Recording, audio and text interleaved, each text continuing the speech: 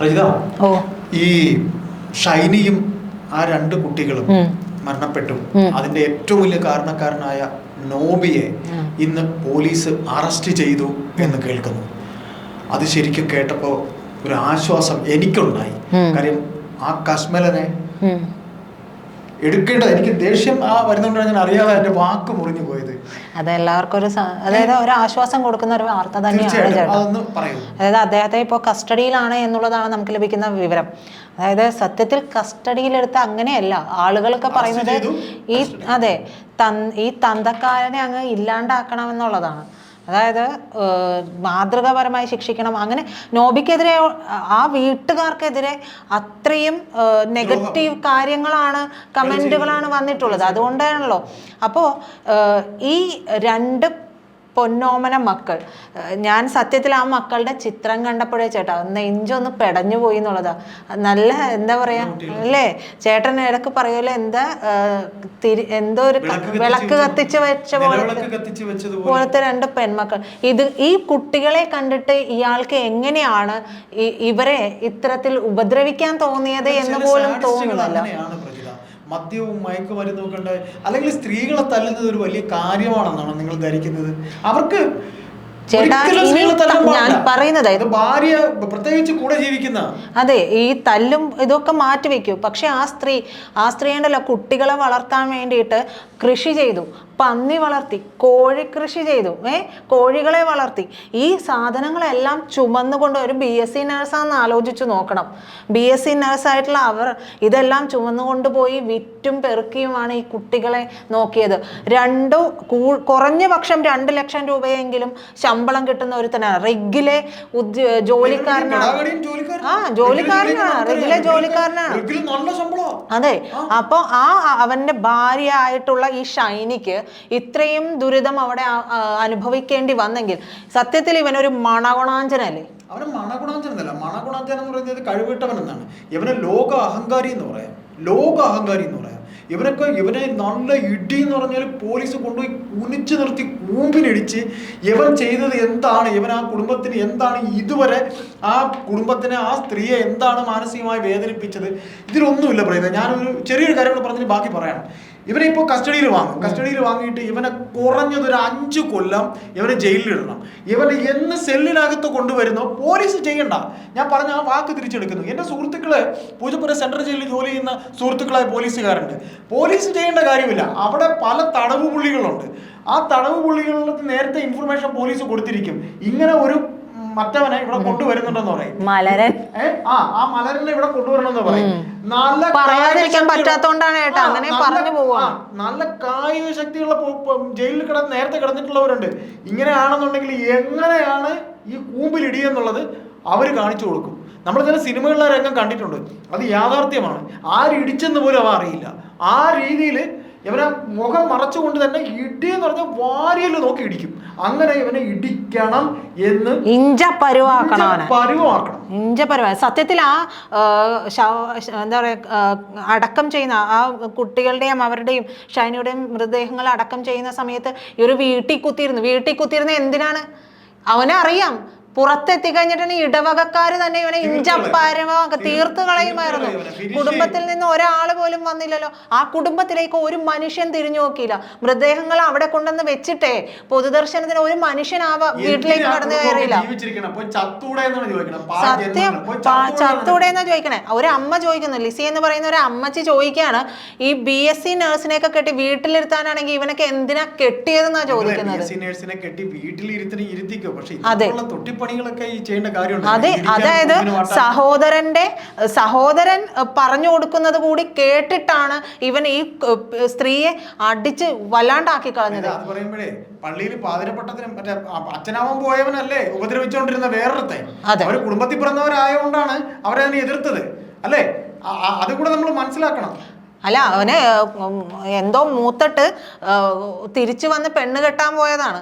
പെണ്ണ് കെട്ടാൻ പോയിട്ട് പരസ്യം കൊടുത്തു ചേട്ടാ, പരസ്യം കൊടുത്തിട്ട് ആ പരസ്യം എന്നിട്ടും പെണ്ണ് കിട്ടിയില്ല. എനിക്ക് തോന്നുന്നു ഈ കുടുംബക്കാരെ പറ്റി നല്ല പേരുണ്ടാവും. ഇവര് ഏറ്റുമാനൂരുകാരാണല്ലോ, അത്രത്തോളം അറിയാൻ പറ്റിയിട്ടുണ്ടാവില്ല. ഒരുപക്ഷെ അതുകൊണ്ടായിരിക്കാം ഷൈനിയെ കുടുംബക്കാര് ഈ വീട്ടുകാർക്ക് കെട്ടിച്ചു കൊടുത്തിട്ടുണ്ട്. അതായത് ചേരിയിൽ കുടുംബമല്ലേ, ഇവരെ പറ്റിയിട്ട് അത്രയും മോശമായിട്ടാണ് പറയുന്നത്. വളരെ എന്താ പറയാ, ആരോടും സഹകരണമില്ലാത്ത വല്ലാത്ത, അതായത് അയാളുടെ അപ്പച്ചൻ മുതൽ, അതായത് അയാളുടെ അച്ഛൻ മുതൽ, നോബിയുടെയും ഈ ഫാദർ ബോബിയുടെയും അച്ഛൻ മുതൽ ഇങ്ങോട്ട് ഇവർ ഇത്തരത്തിൽ ഉപദ്രവിക്കുകയും മോശമായി പെരുമാറുകയും ചെയ്യുന്ന ആളുകളാണെന്നാണ് പറയുന്നത്. ഏത് സമുദായത്തിലായാലും ഒരു അറേഞ്ച്ഡ് മാരേജ് എന്ന് പറയുമ്പോൾ കാരണവന്മാരെ ആലോചിച്ച്, കാരണം അറേഞ്ച്ഡ് മാരേജിന്റെ കാര്യമാണ് ഞാൻ പറയുന്നത്. ഇപ്പോൾ ഇഷ്ടപ്പെട്ട് പോകാൻ കഴിക്കുന്നവർ ഒന്നുമില്ലെങ്കിൽ നമ്മൾ കുറച്ചെങ്കിലും ഒക്കെ മനസ്സിലാക്കിയിട്ട് ആരും വിവാഹത്തിലോട്ടൊക്കെ പോകുള്ളൂ. അപ്പൊ ഇത് കാരണവന്മാർ എടുത്തൊരു തീരുമാനത്തിൽ എന്തിന് ഈ കശ്മലിനെയൊക്കെ കെട്ടിച്ച്, ഈ പാവം പിടിച്ചവരെയൊക്കെ കെട്ടിച്ചു കൊടുത്തു എന്നൊരു ചോദ്യം അറിയാതെ നമ്മൾ ചോദിച്ചു പോകും. ചേട്ടാ, ഒരു 12 വർഷത്തെ കരിയർ ബ്രേക്ക് ഷൈനിക്കുണ്ട്. മകന് 12 or 14 വയസ്സാണ്. അപ്പോൾ അത്രയും വർഷം പിന്നിലോട്ട് പോവുക. പിന്നിലോട്ട് പോയി കഴിഞ്ഞിട്ടുണ്ടെങ്കിൽ ഈ ഏറ്റുമാനൂർ, കോട്ടയം ആ ഭാഗത്തെ അവർ സാധാരണക്കാരായിട്ടുള്ള ഒരു കുടുംബമാണ്. പോയി ഒരുപക്ഷെ അന്വേഷിച്ചതും അല്ലെങ്കിൽ ഈ ബ്രോക്കറായിട്ട് വന്ന ആളോ മറ്റോ ആയിരിക്കണം. അവരും പറഞ്ഞിട്ടുള്ള വിവരങ്ങളൊക്കെ വെച്ച് ഇവർ നോക്കുമ്പോൾ പുറമേ നിന്ന് ആ സമയത്ത് കേട്ടതൊക്കെ നല്ലതായിരിക്കും. ആ സമയത്തായിരിക്കും ഇവൻ്റെ ഈ കാലൻ എന്ന് പറയുന്ന കള്ളപ്പാതിരി അഡ്വക്കേറ്റായിട്ട് ചിലപ്പോൾ ഇത് ചെയ്യുന്നത്, പഠിക്കുന്നത്. അതായത് നോബിയുടെ ജ്യേഷ്ഠനാണ്. അപ്പൊ അഡ്വക്കേറ്റ് ആയിട്ടുള്ള MSW കാരനായിട്ടുള്ള ഒരു ജ്യേഷ്ഠൻ ആ കുടുംബത്തുണ്ട്. കൂടാതെ ഈ വൈദിക പട്ടത്തിന് പഠിക്കുന്നു.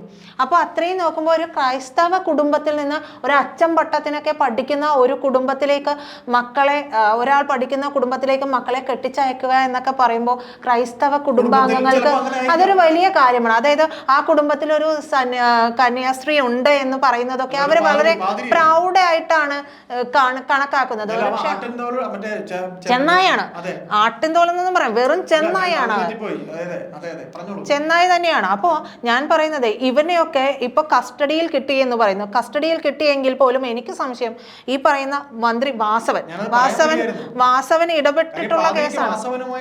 അതെ, പാതിരിക്ക് വാസവനായിട്ട്. അതെ, ഇപ്പൊ ഈ പാതിരിക്കെതിരെ കള്ളപ്പാതിരി ബ്രോക്കൻ ബേ എന്ന് പറയുന്ന ഒരു ഓസ്ട്രേലിയയിലെ എന്താ പറയാ രൂപതയിലാണ് ചെയ്യുന്നത്. ബ്രോക്കൻ ബേ എന്ന് പറയുന്ന സ്ഥലത്ത്. അപ്പോൾ ആ സഭ അതിരൂപതയിലാണ് വർക്ക് ചെയ്യുന്നത്. ഇയാൾക്കെതിരെ ഇപ്പൊ മാസ് പരാതികളാണ് ഇമെയിൽ വഴി അങ്ങോട്ടേക്ക് പോയിക്കൊണ്ടിരിക്കുന്നത്. അതായത് സഭ വഴി വലിയ രീതിയിൽ തന്നെ ഈ വിശ്വാസികൾ വലിയ പ്രശ്നങ്ങൾ അവിടെ ഉണ്ടാക്കി തുടങ്ങിയിട്ടുണ്ട്. അതായത് ചിലപ്പോൾ എല്ലാവരും പുറത്തിറങ്ങി പ്രതിഷേധിച്ചെന്ന് പറയില്ല, പക്ഷെ ഇവരുടെയൊക്കെ ജ്ഞാനായ സഭാ വിശ്വാസികൾക്കിടയിലുള്ള വാട്സപ്പ് ഗ്രൂപ്പുകളും മറ്റുമൊക്കെ ഉണ്ട്. അതുവഴിയൊക്കെ ഇവർ വളരെ മോശമായിട്ടുള്ള കമന്റുകൾ വരികയും ഇവർ അതുവഴി എന്താ പറയുക ഈ പരാതി കൊടുക്കുന്നതൊക്കെ ഏകോപനം നടത്തി അതിലേക്ക് പരാതി പോയിക്കൊണ്ടിരിക്കുകയാണ്. മിക്കവാറും അച്ചംപട്ടം തെറിക്കും. അച്ചംപട്ടം തെറിച്ചാൽ ഇവനിപ്പോ എന്താ പുല്ലെന്ന് പറഞ്ഞ പോലെയാണ്. എനിക്ക് ഒന്നുകൂടെ എന്റെ മനസ്സിൽ തേട്ടായിരുന്നു പറയാനായിട്ട്. ഈ ഇവന്റെ അനിയനെ അറസ്റ്റ് ചെയ്ത് സിദ്ധിക്കട്ടല്ലോ, ഈ പാതിരിയെ കൂടെ അറസ്റ്റ് ചെയ്യണം. അതെ, പക്ഷെ അവിടെ നിന്ന് ഇങ്ങോട്ട് എത്തണമല്ലോ ചേട്ടാ, അവനെ എത്തിക്കണം. അത് ചിലരൊക്കെ പറയുന്നുണ്ട് ഈ ഭരണം തീരാൻ ഇനി കുറച്ച് മാസങ്ങളേ ഉള്ളൂ.